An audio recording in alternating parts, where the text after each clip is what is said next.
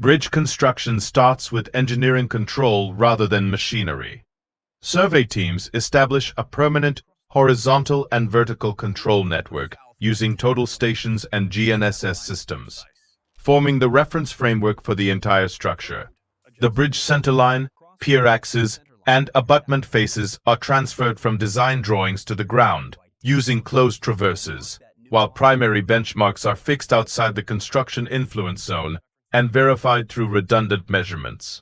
Levels are transferred using precise leveling instruments to maintain accuracy in foundation depth and deck elevation. The engineering lesson at this stage is critical. Even a 10 mm error in alignment can result in eccentric loading, bearing misalignment, and premature distress, proving that survey accuracy directly governs long-term structural performance. With the geometric framework firmly established, construction can now transition from theoretical precision to physical ground intervention. Foundations constructed in flowing water require careful hydraulic control to ensure stability and safety. Cofferdams are formed using sheet piles or braced earth systems to isolate the foundation zone from the canal flow, while dewatering pumps continuously control groundwater and seepage pressure during excavation. Excavation proceeds in layers to avoid base instability, and engineers closely monitor uplift pressure and sidewall behavior throughout the process. The engineering lesson here is that failure to control water can lead to soil boiling, base heave, and sudden collapse, demonstrating that hydraulic stability is just as important as structural strength in foundation construction. Once hydraulic stability is secured and the working platform is safe, attention shifts to the soil's capacity to support structural loads. When near-surface soils do not provide sufficient bearing capacity, structural loads must be transferred to deeper and stronger strata. Bored cast-in-situ piles are constructed using rotary drilling equipment, often supported by temporary steel casing to prevent bore collapse in loose or waterlogged soils. Once the design depth is achieved, the bore bottom is cleaned, reinforcement cages are lowered, and concrete is placed continuously from the bottom upward using tremie pipes to prevent segregation. The engineering lesson from this stage is that improper bore cleaning or interrupted concreting can reduce pile capacity by more than 30%, emphasizing that deep foundation performance depends on process discipline, not just drilling depth. Pile caps integrate multiple piles into a single foundation unit capable of distributing loads uniformly to the ground. After trimming pile heads to the specified cutoff level, reinforcement is installed to resist shear, bending, and punching forces generated by the superstructure. Rigid shuttering maintains geometry, and concrete is placed with thorough compaction to ensure structural integrity and durability. The engineering lesson here is that poor pile cap detailing or construction quality can lead to differential settlement and cracking, showing that effective load distribution is as critical as load-carrying capacity itself. With the foundation block complete, the structure begins to rise vertically above ground. Almost there. Bring it down. Bring the bucket down slowly. Watch the clearance on the east side. All right, holding steady now. Hold the tremie steady. Keep the pour continuous. Verticality confirmed on the instrument. We are within tolerance. Verticality check complete.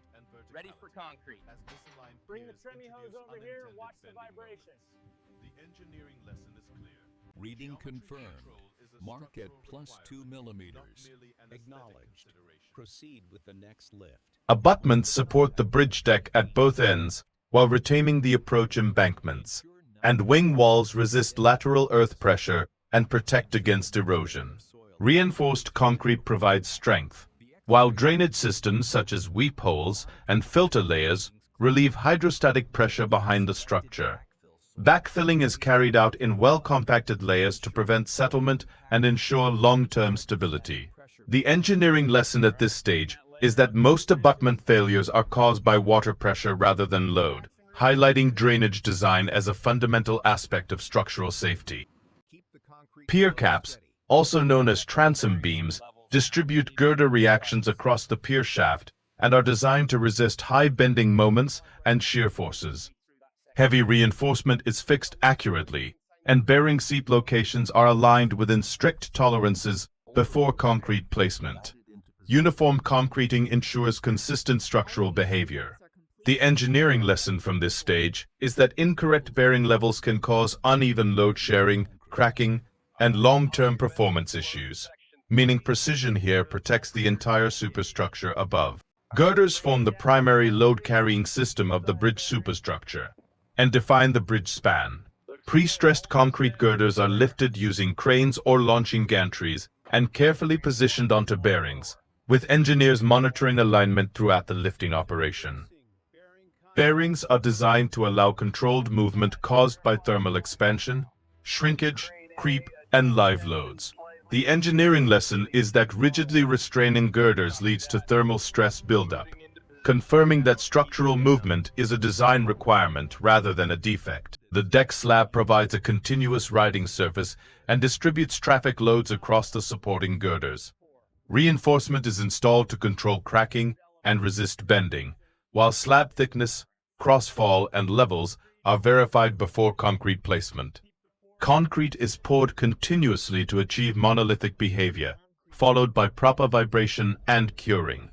The engineering lesson at this final stage is that poor curing significantly reduces concrete strength and durability, and long-term bridge performance is largely determined during the first 7 days after casting.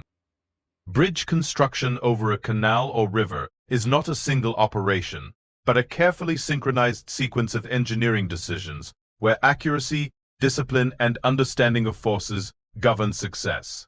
From the first survey benchmark to the final deck pour, every stage transfers loads safely through the structure while resisting water, soil movement, temperature variation, and time itself.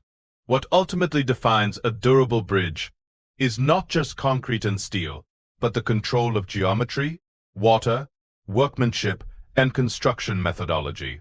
A bridge that performs well for decades is built long before traffic ever crosses it, designed on drawings, verified on site, and executed with engineering precision. This is how bridges stand silently over flowing water, carrying generations forward through sound engineering rather than chance.